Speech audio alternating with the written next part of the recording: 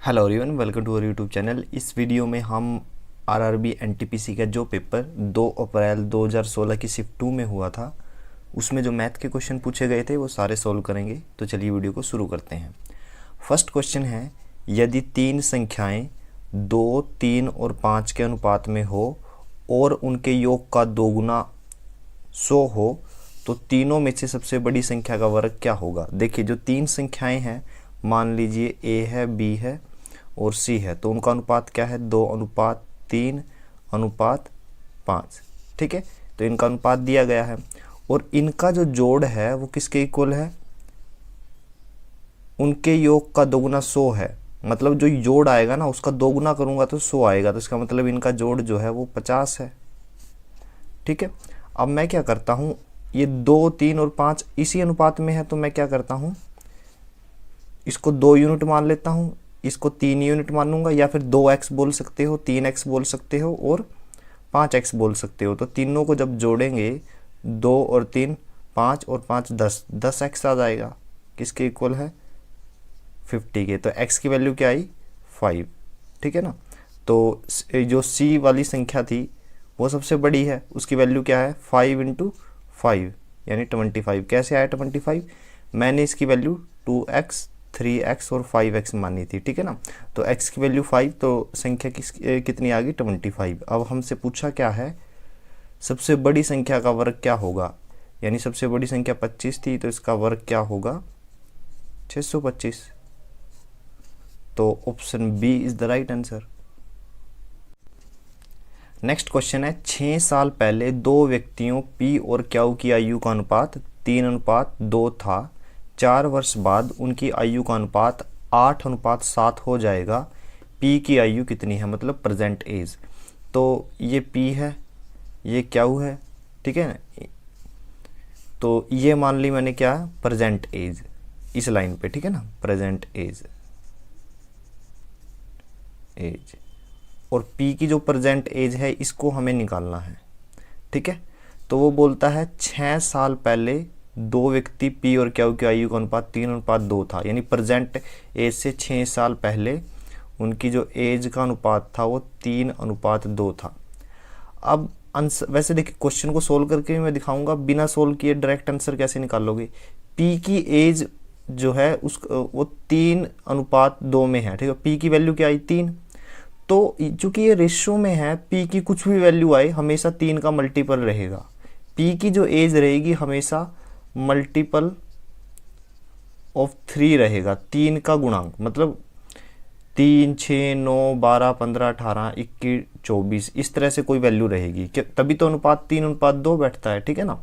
और क्या 2 के मल्टीपल में रहेगा। ठीक है ना। यानी कोई ऐसी संख्या जो 2 से भाग होती हो और P की कोई ऐसी वैल्यू आएगी जो 3 से भाग होती हो। तो P की वैल्यू निकालनी है तो निकालिए। क्या 10 3 से भाग होता है? नहीं होता। ए ऑप्शन गलत। बी ऑप्शन, क्या 12 3 से भाग होता है? बिल्कुल होता है। ठीक है ना। तो बी ऑप्शन हमारा सही आंसर है।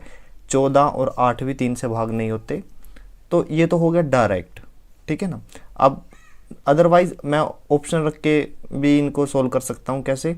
यहाँ तक तो हमने स्टेटमेंट पढ़ ली। फिर क्या बोलता है? 4 वर्ष बाद उनकी आयु का अनुपात 8:7 हो जाएगा। यानी यहाँ से यहाँ तक तो है 6 साल और प्रेजेंट एज से आगे 4 साल और करिए तो एज का अनुपात कितना हो जाएगा? 8:7। अब दूसरा जो मेथड है वो है ऑप्शन पुट करने का। ये जितनी भी एज है प्रेजेंट एज है P की, मान लीजिए मैं पहला ऑप्शन यूज कर रहा हूँ। ठीक है, जैसे ही मैंने P की एज 10 रखी, ठीक है ना, तो 6 वर्ष पूर्व इसकी आयु कितनी हो जाएगी? 6 साल घटा दीजिए 4। ठीक है, 4 और 3 का कोई कॉम्बिनेशन नहीं है, तो 10 साल तो हमारे गलत हैं। ठीक है, 12 साल रख रहा हूँ, 12 साल मैंने रखे। 6 साल पहले कितनी एज थी? 6 वर्ष। तो एक रेशियो कितने का आया? 2 का। यानी 3 अनुपात, ये तो अनुपात की वैल्यू थी और 6 वर्ष उसकी आई है, तो एक यूनिट 2 के बराबर आ गया। 1 यूनिट 2 के बराबर है तो Q की वैल्यू कितनी आ जाएगी? 4 आ जाएगी। ठीक है, 10 साल बाद, यानी यहाँ पे 10 साल बाद P की वैल्यू कितनी हो जाएगी? P शुरू में कितने साल का था? 6 साल का। 10 साल बाद वो 16 साल का हो जाएगा और क्याऊ शुरू में 4 साल का था, 10 साल बाद वो 14 साल का हो जाएगा। रेशियो निकालना 8, 2 पे कैंसिल करके 7। तो आप देख सकते हो जो 12 मैंने पुट किया है, ठीक है ना, 12 मैंने यहाँ पे पुट किया था, उसके हिसाब से रेशियो सही आ रहा है, तो 12 हमारा सही आंसर है। पहले वाला जो मैंने करवाया था डायरेक्ट कि यहाँ पे 3 है, ये रेशियो 3 दिया हुआ है, तो P की वैल्यू ऐसी रहेगी जो 3 से भाग होती हो, तो 12 ही भाग होता है। काफ़ी इजी क्वेश्चन था। नेक्स्ट क्वेश्चन है, 2 अंकों वाली संख्या का योग 9 है, जब अंकों के स्थान आपस में बदल दिए जाते हैं तो संख्या 45 से कम हो जाती है, बदली हुई संख्या ज्ञात कीजिए। अब 45 से कम का मतलब है संख्या की जो वैल्यू है वो घट जाती है। तो पहले देखिए 9 डिजिट किन किन का है, 4 और 5 9, 7 और 2 9, 6 और 3 9 और 2 और 7 9, ठीक है। ए ऑप्शन पे क्या है 45, बी ऑप्शन पे है 72, सी पे है 63 और डी पे है 27, ठीक है। मैं क्या कर रहा हूँ, इनके डिजिट चेंज कर रहा हूँ, ठीक है ना, उनका स्थान चेंज किया। 45 से अब क्या हो गया 54, ये तो संख्या इंक्रीज हो गई, ठीक है ना, ये तो इंक्रीज हुई है, और जबकि बोला गया है वो 45 कम हो जाएगी, तो हमारा ए ऑप्शन गलत। 72 से मैं जब डिजिट का जो जगह है वो चेंज कर दूंगा, ठीक है ना, तो 27 हो जाएगी, 2 आगे आ जाएगा 7 पीछे, ठीक है। तो कितना कम हुई है अब ये देखते हैं। 12 में से 7 घटाइए 5, यहाँ पे 6 बचा, 6 में से 2 घटाइए तो बचा 4। तो इसका मतलब जो संख्या के में जो डिजिट थे उनके स्थान चेंज करने पे कितना कमी आई है 45 की, तो यही हमारा सही आंसर है, ठीक है। तो option B is the right answer. Next question है, ये नंबर दिए गए हैं और हमें इसका बहुलक या मोड बताना है। बहुलक या मोड होता है कौन सा नंबर बार बार रिपीट हो रहा है, जिसकी फ्रिक्वेंसी सबसे ज़्यादा हो, जो रिपीट हो रहा हो, ठीक है। तो ऑप्शन में 53 दिया गया है, तो 53 देखिए कितनी बार रिपीट हुआ है, 1 2, ये 2 बार आया है। 54 देखते हैं, 1 2, ये भी 2 बार है।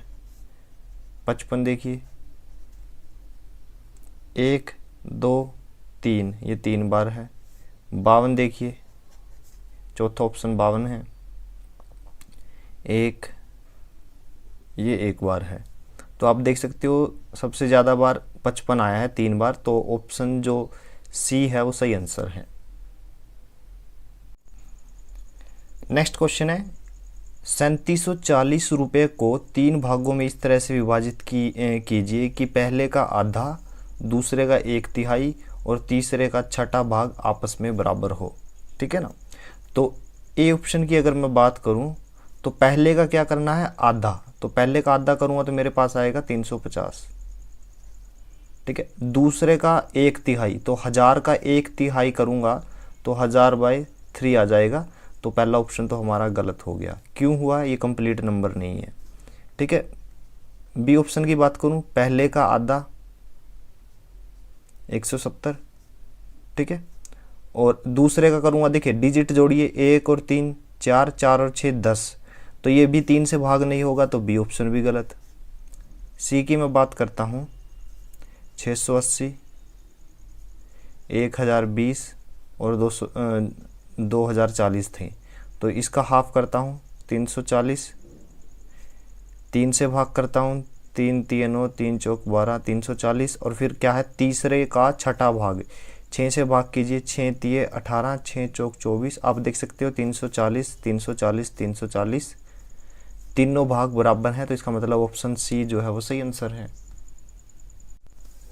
नेक्स्ट क्वेश्चन है, यदि R019 11 से विभाजित हो जाती है तो सबसे छोटी प्राकृतिक संख्या R का मान ज्ञात कीजिए। देखिए कोई भी संख्या 11 से तभी विभाजित होगी अगर उनके डिजिट, मान लीजिए ये R है, ये 0 है, 1 9, जो इवन नंबर पे जो डिजिट हैं ये पहले पे है, ये ओड पे है, यानी पहला दूसरा तीसरा चौथा, जो इवन पे है, ठीक है, जो डिजिट इवन पे है उनको जोड़िए, मैं जोड़ रहा हूँ R+1, और जो ओड पे है 1 और 3 पे है, ओड वाले 0 और 9, ठीक है। जब इन दोनों का डिफरेंस, यानी इवन में से ओड घटाऊंगा, जो डिफरेंस आएगा अगर वो 11 से भाग हो रहा है तो पूरी संख्या 11 से भाग हो जाएगी, ठीक है। लेकिन पूरी संख्या 11 से भाग होती है ये तो दिया हुआ है, तो हमें तो आर की वैल्यू निकालनी है। अब देखिए ऑप्शन से उठाते हैं, अगर मैं 5 रखता हूँ आर की वैल्यू तो क्या आएगा, 5 और 1 6, 6 में से 9 घटाऊंगा तो क्या आएगा -3। तो -3 हो या पॉजिटिव का 3 हो, वो 11 से भाग नहीं होता, तो ए ऑप्शन तो हमारा गलत हो गया। 6 रखता हूँ, 6 और 1 7, 7 और 9 का डिफरेंस 2 है या -2 लगा लीजिए, 11 से भाग नहीं होता, तो ये गलत है। सी की बात करता हूँ, 7 और 1 8, 8 और 9 का डिफरेंस 1 है, 11 से भाग नहीं होता। आर की वैल्यू जैसे ही मैं 8 रखता हूँ, 8 और 1 9, 9 में से 9 घटाइए 0, 0 के डिवाइड में कुछ भी हो आंसर 0 आता है, पूरी तरह से हो गया, कंडीशन को सेटिस्फाई कर रहा है। तो आर की वैल्यू क्या आएगी 8। तो ऑप्शन जो डी है वो सही आंसर है। नेक्स्ट क्वेश्चन है 15 मीटर तथा 20 मीटर के दो खंभे जमीन पर सीधे खड़े हैं। ये जमीन है, ठीक है, तो 15 मीटर और 20 मीटर के दो खंभे हैं जो जमीन पर खड़े हैं, ठीक है ना। उनके बीच की दूरी 12 मीटर है, तो बीच की दूरी क्या है 12 मीटर। तो उनके ऊपरी छोरों के बीच की दूरी ज्ञात कीजिए। ये ऊपरी जो छोर हैं, ठीक है ना, ये लेंथ हमें फाइंड आउट करनी है। अब देखिए मैंने क्या किया, एक डॉटेड लाइन लगाई। ये अगर 15 मीटर है तो ये भी 15 मीटर रहेगी, ठीक है। मैं नाम रख लेता हूँ ए बी सी डी और ई, ठीक है। बी सी अगर 15 है तो ए बी कितनी रहेगी, टोटल 20 थी तो ये रहेगी 5, ठीक है।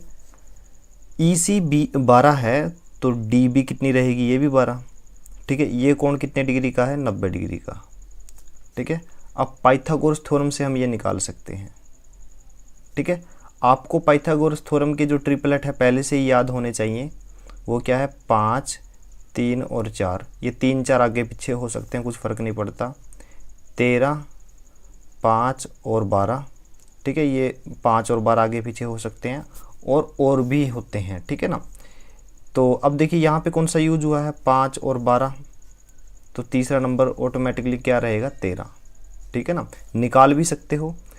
पाइथागोरस थ्योरम क्या कहती है, कर्ण यानी हाइपोटेन्यूज का जो स्क्वायर है, यानी ये मैंने x मान लिया तो x का जो स्क्वायर है वो किसके बराबर आएगा, आधार का स्क्वायर यानी बेस का स्क्वायर और लंब यानी परपेंडिकुलर का स्क्वायर। तो 12 का स्क्वायर करना प्लस 5 का स्क्वायर, तो x स्क्वायर की वैल्यू क्या आ जाएगी, 12 का स्क्वायर क्या होता है 144 और 5 का स्क्वायर कितना होता है 25, तो x स्क्वायर की वैल्यू आ जाएगी 144 प्लस 25 169, तो x की वैल्यू क्या आएगी 13, ठीक है, क्योंकि 169 का स्क्वायर रूट 13 होता है, ठीक है। तो 13 हमारा सही आंसर आ गया। डायरेक्ट भी याद रख, अगर डायरेक्ट आपको याद है तो फिर आप डायरेक्ट वैल्यू लिख सकते हो।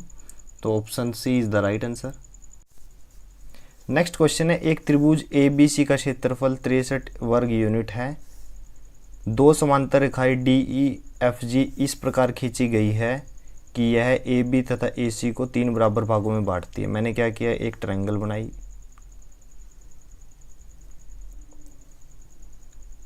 ये ट्रायंगल है, ठीक है, ये ए है, ये बी और सी। तो दो समांतर रेखाएं डी ई और एफ जी इस प्रकार खींची गई है जो ए बी और ए सी को 3 बराबर भागों में बांटती है। तो 3 बराबर भाग मैंने कर लिए और ए बी के भी 3 बराबर भाग, ठीक है, तो इनको मिला दिया,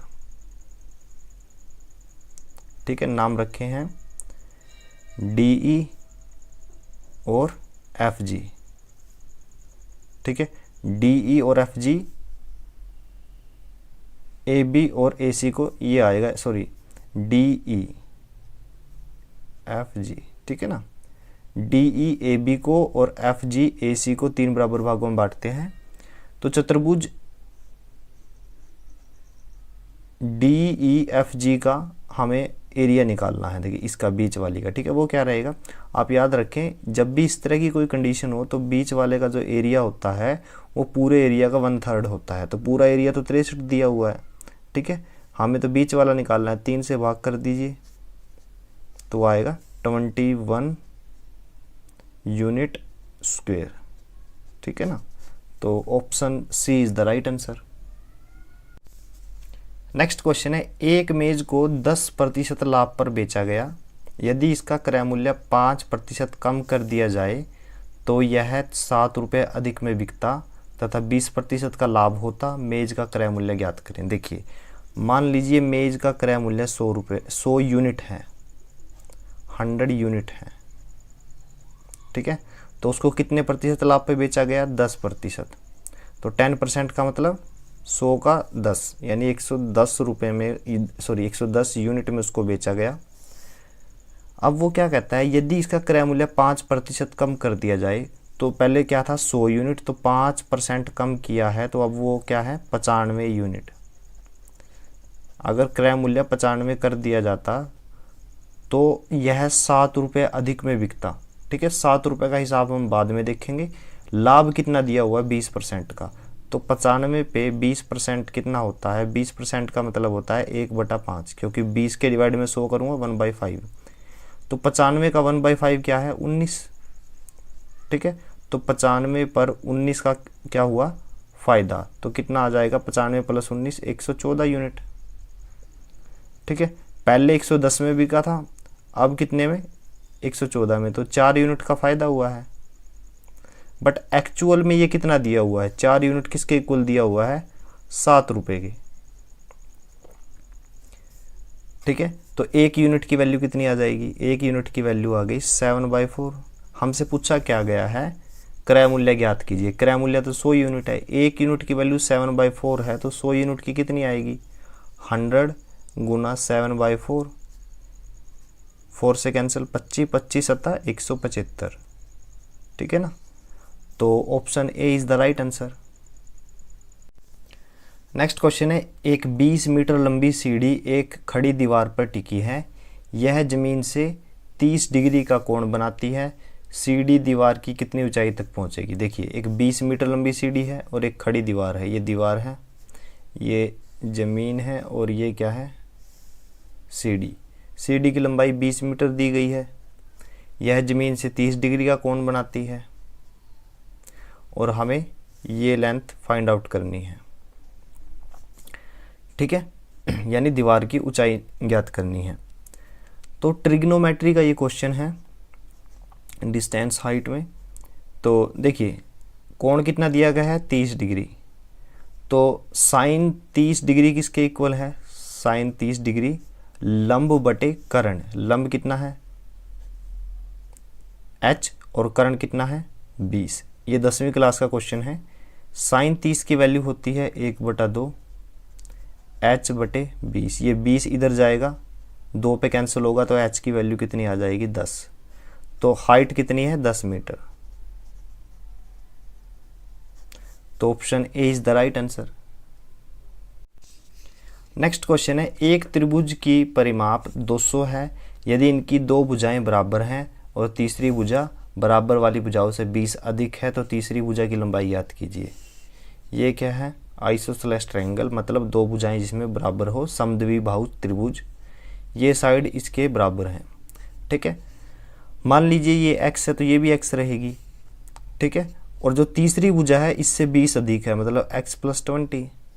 तीनों का परिमाप क्या रहेगा? तीनों भुजाओं को जोड़ दीजिए, x और x 2x और 3x + 20 किसके इक्वल है? त्रिभुज का परिमाप 200 के इक्वल दिया हुआ है, ठीक है ना। तो 3x किसके इक्वल आएगा? 20 इधर माइनस में हो जाएगा, तो 200 - 20 180। x की वैल्यू कितनी आएगी? 60। हमें क्या निकालना है? तीसरी भुजा की लंबाई कितनी होगी, इसकी वैल्यू निकालनी है। तो x की वैल्यू 60 आ गई, 60 और 20 80। तो option C is the right answer. Next question है, एक बंद लकड़ी का आयताकार बॉक्स है जो 1 सेंटीमीटर मोटी लकड़ी से बना है, जिसका बाहरी आयाम इस प्रकार है। लंबाई है 22 सेंटीमीटर, चौड़ाई है 17 सेंटीमीटर और ऊंचाई है 12 सेंटीमीटर। इसे सीमेंट से पूरी तरह भरा जाता है, बॉक्स में सीमेंट की मात्रा कितनी होगी? देखिए, सीमेंट की जो मात्रा होगी वो उतनी ही होगी जितनी अंदर से आयतन है, मतलब वॉल्यूम है। तो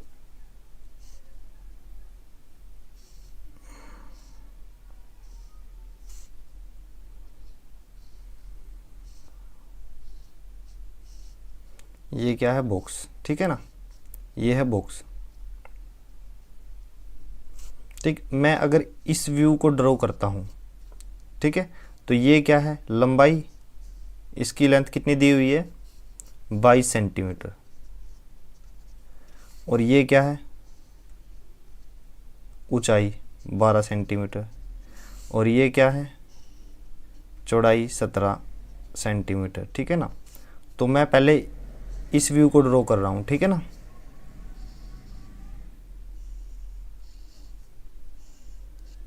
टोटल कितनी है, 22, लेकिन एक जो सेंटीमीटर है वो लकड़ी हुई है,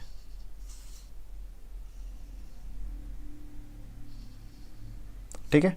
टोटल 22 है, 22 सेंटीमीटर। 1 सेंटीमीटर यहाँ से कैंसिल हो गई, 1 सेंटीमीटर यहाँ से, तो अंदर कितनी बची, 20 सेंटीमीटर। टोटल ऊंचाई कितनी थी, 12 सेंटीमीटर। 1 सेंटीमीटर यहाँ से कैंसिल हुई, 1 यहाँ से, अंदर क्या बची, 10। तो लंबाई कितनी हो गई, अब इफ़ेक्टिव लंबाई कितनी है, इफ़ेक्टिव लेंथ कितनी है, इफ़ेक्टिव लेंथ है 20।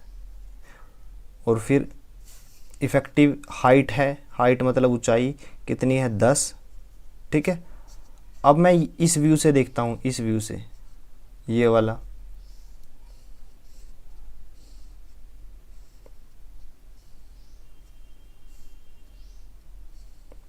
ठीक है। चौड़ाई कितनी है, 17। 1 सेंटीमीटर यहाँ से कैंसिल, 1 यहाँ से, तो कितना हो गया, 15। तो इफ़ेक्टिव ब्रेड्थ यानी चौड़ाई कितनी है, 15 सेंटीमीटर, ठीक है। तो आयतन निकालना है, क्योंकि सीमेंट उतना ही आएगा जितना अंदर का वॉल्यूम है। तो कितना आएगा, 15 की 20 के साथ गुना करूँगा 300, और 300 की 10 के साथ गुना करूँगा 3000 सेंटीमीटर क्यूब। तो option B is the right answer. Next question है, 30 आदमी प्रतिदिन 5 घंटे काम करके एक काम को 16 दिनों में पूरा कर सकते हैं। उसी काम को 40 आदमी प्रतिदिन 6 घंटे काम करके कितने दिनों में पूरा करेंगे। देखिए, ये टाइम एंड वर्क का क्वेश्चन है, तो इसके लिए फॉर्मूला है M1H1D1 बराबर है M2H2 और D2, ठीक है। तो M1 का मतलब है फर्स्ट कंडीशन में मैन पावर, हावर पर डे और टोटल टाइम, ठीक है ना, कितने दिन हैं। तो शुरू में मैन पावर कितनी है, कितने व्यक्ति काम करते हैं, 30। H मतलब हावर, यानी प्रतिदिन कितने घंटे काम होता है, 5। और कितने दिन में काम हुआ, 16 दिनों में, ठीक है। वो किसके बराबर है, M2। दूसरी कंडीशन में आदमी कितने हैं, 40। और कितने घंटे काम करते हैं, 6 घंटे। और पूछा है कितने दिन में काम पूरा होगा, ठीक है। तो अब आप देखिए, 0 से 0 कैंसिल, ठीक है, 4 से 16 कैंसिल, तो 4 आएगा, 3 दूनी 6, फिर 2 पे ही कैंसिल, तो 5 दूनी 10। तो दिन कितना मतलब दिन निकालने थे, तो कितना आंसर आ गया, 10। तो option B is the right answer. Next question है, 55, 53, 56, 59, 61, 69 और 31 संख्याओं का मीडियन ज्ञात कीजिए। मीडियंस के लिए क्या है, जो नंबर की सीरीज़ है उसको एस्केंडिंग और डिस्केंडिंग ऑर्डर में लिखिए, ठीक है ना, या तो बढ़ते क्रम में लिखिए या घटते क्रम में। तो मैं बढ़ते क्रम में लिख रहा हूँ। सबसे पहले आएगा 31, फिर आएगा 53, फिर 55, फिर 56, फिर 59, फिर 61 और फिर 69, ठीक है ना। नंबर काउंट कीजिए, 2, 4, 6, 7, 7 हैं तो 3 आगे से छोड़िए और 3 पीछे से, तो बीच का जो नंबर है वही माध्यिका है। तो ऑप्शन जो बी है वो सही आंसर है। नेक्स्ट क्वेश्चन है, दो संख्याओं का HCF तथा LCM 3 और 2730 है। यदि एक संख्या 78 है तो दूसरी संख्या ज्ञात कीजिए। देखिए, दो संख्याओं का गुना, ठीक है ना, मान लीजिए एक x है और दूसरी तो दी हुई है 78, दोनों की गुणा किसके बराबर होती है, दोनों का LCM और HCF की गुणा के, ठीक है ना, ये फॉर्मूला है। तो हमें तो x की वैल्यू निकालनी है, कैसे निकालोगे, 3 गुना 2730 डिवाइड में 78, ठीक है। तो कैंसिल कीजिए, 3 पे कैंसिल हो जाएगा, 3 दूनी 6, 3 6 18, फिर 13 पे 13 दूनी 26, 13 दूनी 26, 13 एकम 13 और 0, ठीक है ना। फिर 2 पे कैंसिल, 105, तो x की वैल्यू 105 आ गई। तो option C is the right answer, ठीक है। नेक्स्ट क्वेश्चन है, पी, क्यू तथा आर मिलकर एक खेत की फसल को 6 दिनों में काटते हैं। यदि पी अकेला 10 दिनों में, क्यू 24 दिनों तक इस फसल को काट सकता है, तो आर अकेला इसी फसल को कितने दिनों में काटेगा। देखिए सेंटर में क्या है, total work, left hand side में है यूनिट वर्क, मतलब यूनिट टाइम में कितना, यानी समय क्या है, दिनों में है तो एक दिन में कितना काम होता है। राइट हैंड साइड में है टोटल टाइम, कि काम को करने में कितना समय लगता है। तो पी, क्यू और आर को समय लग रहा है 6 दिन काम को करने में। काम कितना है हमें नहीं पता, वे तीनों मिलके एक दिन में कितना काम करते हैं ये भी नहीं पता।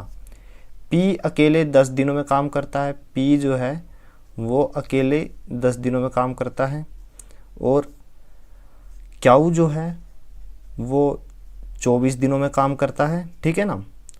तो आर का निकालना है कि आर जो है कितने दिनों में, ये टाइम निकालना है कितने दिनों में काम करेगा, ठीक है, अकेले। तो अब करिए क्या, 6, 10 और 24 का एलसीएम ले लीजिए। तो एलसीएम क्या आएगा, 120, ठीक है। इनका जो एलसीएम है वो मैंने टोटल वर्क मान लिया, ठीक है। अब तीनों मिलके 6 दिन में काम कर रहे हैं, तो वो एक दिन में कितना काम करेंगे, यूनिट वर्क 120 के डिवाइड में 6 करना, तो हमारे पास आएगा 20, तो वो एक दिन में 20 यूनिट काम करते हैं। पी जो है काम को 10 दिन में करता है, 120 टोटल काम है, तो पी एक दिन में 12 यूनिट काम कर रहा है। क्यू क्या है, 24 दिन में काम करता है 120 काम को, तो एक दिन में कितना काम कर रहा है, 120 के डिवाइड में 24 यानी 5 यूनिट, ठीक है। तो अब देखिए आर क्या है, एक दिन में कितना काम करेगा। देखिए पी, क्यू, आर एक दिन में 20 यूनिट काम करते हैं। पी ने 12 यूनिट कर लिया, क्यू ने 5 यूनिट, 12 और 5 17, 20 में से घटा दीजिए तो आर का आ गया 3 यूनिट। आर एक दिन में 3 यूनिट काम करता है और टोटल यूनिट कितना है 120। समय निकालना है, कैसे निकालोगे, 3 से डिवाइड कर दीजिए, 3 चौके 12, तो ये आ जाएगा 40 डेज। तो जो बी ऑप्शन है वो सही आंसर है। नेक्स्ट क्वेश्चन है, 5 पैसे तथा 10 पैसे के कुल 90 सिक्के हैं। सभी सिक्कों का मूल्य 7 रुपये है। तो इसमें 5 पैसे के कितने सिक्के हैं, तो 5 पैसे के सिक्कों की संख्या निकालनी है। टोटल सिक्के कितने हैं, 90, ठीक है।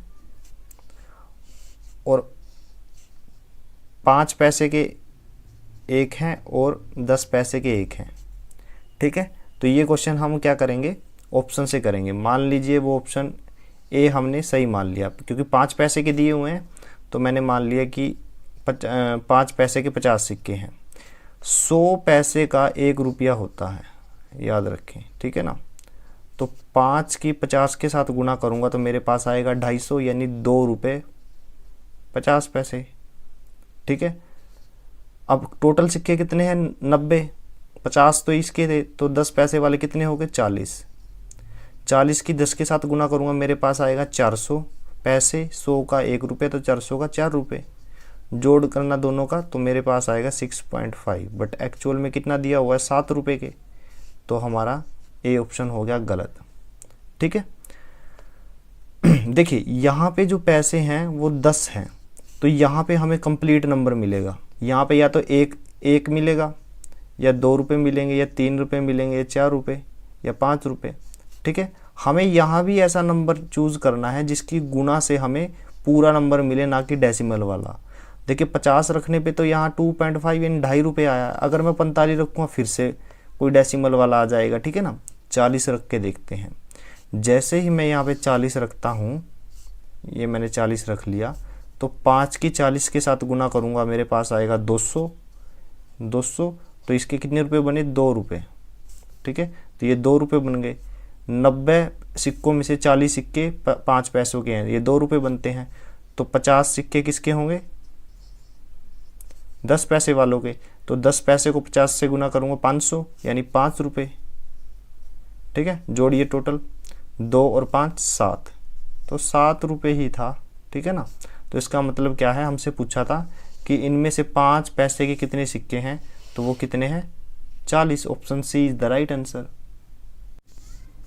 नेक्स्ट क्वेश्चन है, एक दुकानदार एक वस्तु पर 320 रुपये अंकित करता है। तो ये क्या है, मार्क प्राइस्ड। ठीक है ना, 320 रुपये जो है उसने अंकित किया है, अंकित मूल्य। ठीक है, यदि 10% की छूट देने के बाद भी उसको 20% का लाभ होता है तो उस वस्तु का क्रय मूल्य ज्ञात कीजिए। तो 10% की छूट थी, 10% की छूट का मतलब है 320 का 10वां हिस्सा, क्योंकि 10% किसके बराबर होता है, 1/10 के। तो 320 का 10वां हिस्सा क्या है, 0 से 0 कैंसिल 32। तो 320 में 32 की उसने छूट दी, मतलब उसने चीज़ को यानी वस्तु को कितने रुपए में बेचा, 288 रुपये में। 288 क्या आ जाएगा, सेलिंग प्राइस मतलब विक्रय मूल्य। ठीक है, अब 288 में कोई चीज़ बिक गई तो उसका मतलब कुछ ना कुछ उसका क्रय मूल्य भी था, कुछ ना कुछ क्रय मूल्य भी था। ठीक है ना, ये तो अंकित मूल्य है, कुछ ना कुछ क्रय मूल्य था, तो इस पे प्रॉफिट दिया हुआ है 20% का। ठीक है, हमें क्रय मूल्य निकालना है अगर प्रॉफिट कितना है 20%, तो 20% का मतलब होता है 1/5। ठीक है ना, अगर 5 रुपये का आप कोई चीज़ खरीद रहे हो मतलब कॉस्ट प्राइस, और उस पर प्रॉफिट 1 रुपया हो रहा है। ठीक है ना, 20% प्रॉफिट का मतलब यही है कि 5 रुपये की चीज़ पे 1 रुपये का प्रॉफिट हो गया। तो 1 रुपये का प्रॉफिट कब होगा, जब वो 5 वाली चीज़ को मैं 6 रुपये में बेचूंगा, 5 और 1 6। ये क्या है, सेलिंग प्राइस। ठीक है ना, तो 6 क्या है, 6 यूनिट किसके बराबर है, 288 रुपये के। ठीक है ना, तो 1 यूनिट की वैल्यू क्या आएगी, 1 यूनिट 6 से डिवाइड कर दीजिए, 6 चौक 24, 6 8 48, तो 1 यूनिट की वैल्यू आ गई 48। हमसे पूछा है क्रय मूल्य ज्ञात कीजिए। क्रय मूल्य ज्ञात करना है, इसके अकॉर्डिंग क्रय मूल्य क्या है, 5 है, तो 5 को 48 से गुना कर दीजिए तो हमारे पास आएगा 240। तो क्रय मूल्य कितना आ जाएगा, 240। तो option A is the right answer. Next question है, एक नाव की गति धारा की विपरीत दिशा में 40 किलोमीटर प्रति घंटा है, यानी ये नाव है।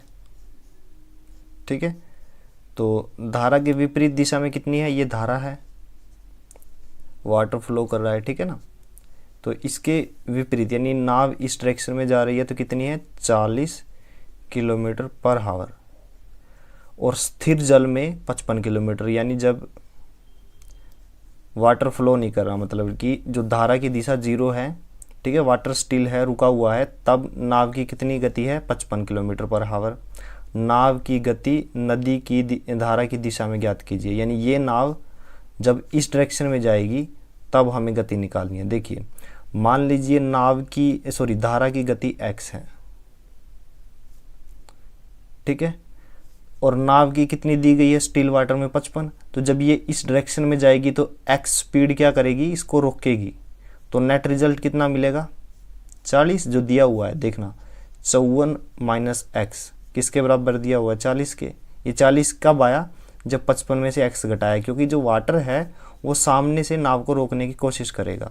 तो यहाँ पे x की वैल्यू कितनी आ गई, x की वैल्यू आ जाएगी 15, यानी जो धारा है उसकी गति कितनी है, 15 किलोमीटर पर आवर।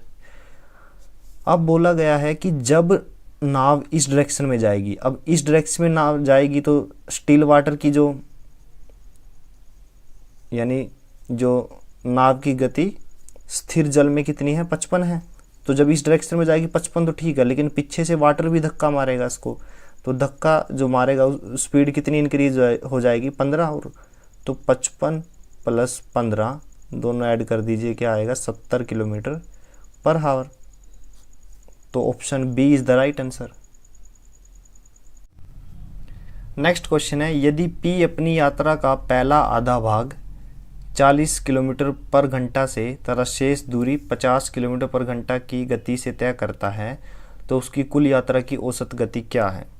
अब देखिए, यहाँ से यहाँ तक A से B ये है आधी दूरी, और बी से सी क्या है, ये भी आधी दूरी। ठीक है, यहाँ पे गति कितनी दी गई है, 40 किलोमीटर पर हावर, और यहाँ पे कितनी है, 50 किलोमीटर पर हावर, और हमें औसत निकालनी है, औसत गति। तो मान लीजिए ए से बी तक जाने में उसको 1 घंटा लगा। ठीक है, ए से बी तक जाने में अगर 1 घंटा लग रहा है, गति को समय से गुणा करूँगा तो दूरी आ जाएगी। तो कितनी आएगी, 40 को 1 के साथ गुणा करूँगा 40 किलोमीटर। ठीक है ना, क्योंकि गति क्या है, 40 किलोमीटर 1 घंटा में तय करता है, तो 1 घंटा ही समय लगा, ये 1 घंटा मैंने मानना है, तो 40 किलोमीटर की दूरी आ गई। बी से सी तक की दूरी कितनी है, ये भी 40 है, दी हुई है ना कि पहला आधा भाग 40 किलोमीटर का, तो दूसरा आधा भाग भी 40 किलोमीटर का होगा। तो अब हमें ये समय निकालना है। अब गति किसके बराबर होता है, गति होता है दूरी बटे समय। ठीक है, हमारे पास दूरी है, हमारे पास गति है, समय निकालना है। सभी समय को इस साइड लेके जाओ और गति को डिवाइड में, तो समय किसके बराबर आ गया, दूरी बटे गति। तो दूरी कितनी है, 40, और गति कितनी है, 50। तो 0 से 0 कैंसिल। तो यहाँ तो 1 घंटा टाइम था, यहाँ था 4/5 हावर। ठीक है ना, अब हमें निकालना है एवरेज। एवरेज निकालिए। तो एवरेज क्या होता है, एवरेज होता है कुल दूरी। कुल दूरी कितनी है, यहाँ से यहाँ तक की 40 और 40 80 किलोमीटर। ठीक है, डिवाइड में कुल समय, यहाँ से यहाँ तक 1 घंटा है और बी से सी तक है 4/5 घंटे, तो 1 + 4/5। ठीक है ना, डिनोमिनेटर में जो संख्या है उसका एलसीएम ले लूँगा मैं, कितना आएगा, 5 एलसीएम आ गया, 5 से कम 5 और 4 9। ठीक है, और ये 5 ऊपर चला गया। ठीक है, तो ये आ गया 400/9, तो ये आएगा 44.44 किलोमीटर पर हावर। तो option A is the right answer. Next question है, एक कपड़े का क्रय मूल्य 35 रुपये है।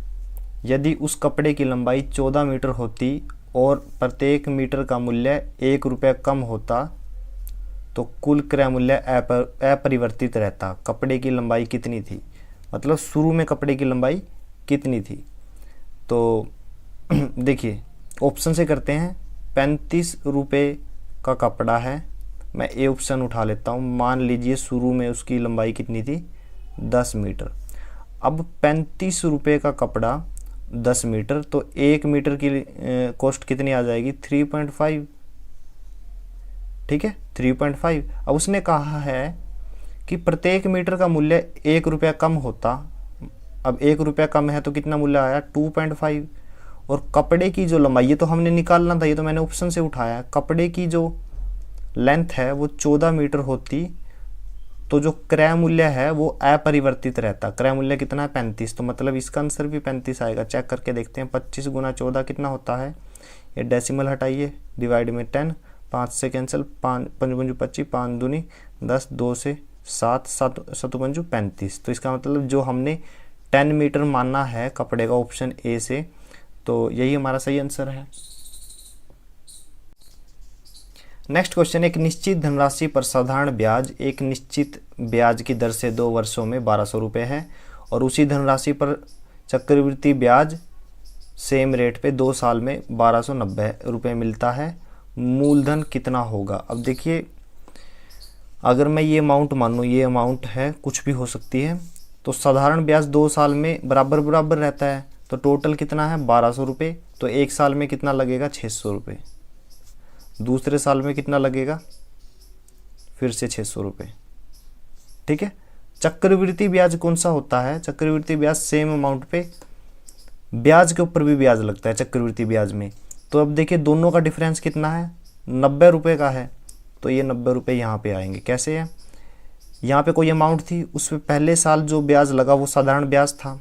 दूसरे साल अगर पहले साल 600 रुपये है तो दूसरे साल भी 600 ही होगा।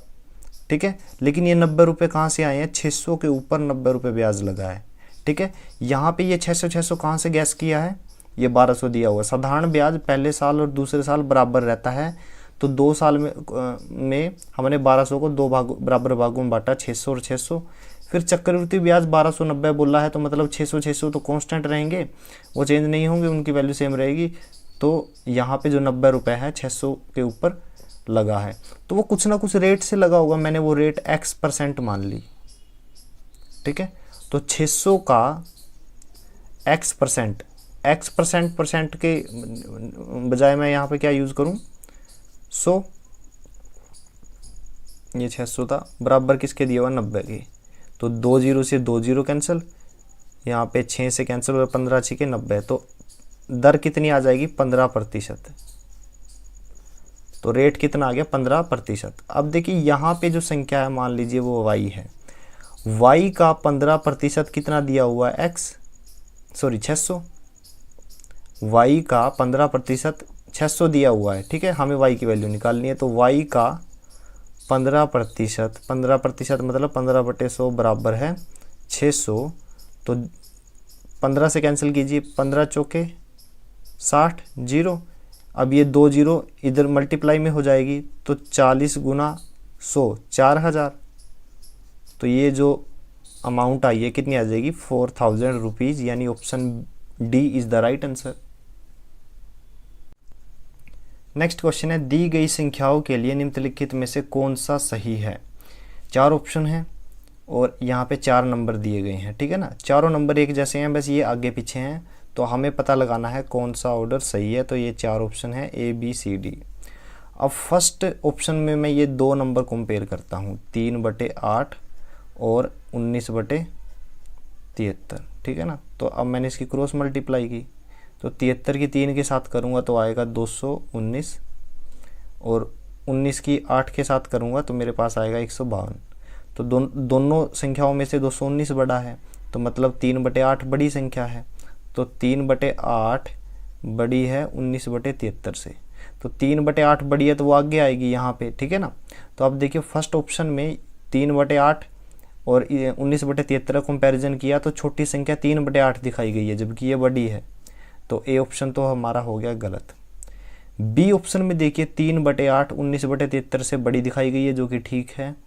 सी ऑप्शन में 3/8 19/73 से बड़ी दिखाई गई है, ये भी ठीक है। और डी में 3/8 19/73 से बड़ी दिखाई गई है, ये भी ठीक है। तो कोई दूसरी संख्या, 2 संख्या को कंपेयर करता हूँ, 17/39 और 29/47, यानी 29/47। इन 2 संख्याओं को कंपेयर करता हूँ, क्रॉस मल्टीप्लाई फिर से। 17 और 47 की गुना है 799, और 29 और 39 की गुना है 1131। अब देखिए 1131 बड़ा है, तो इसका मतलब ये संख्या बड़ी है, ठीक है ना।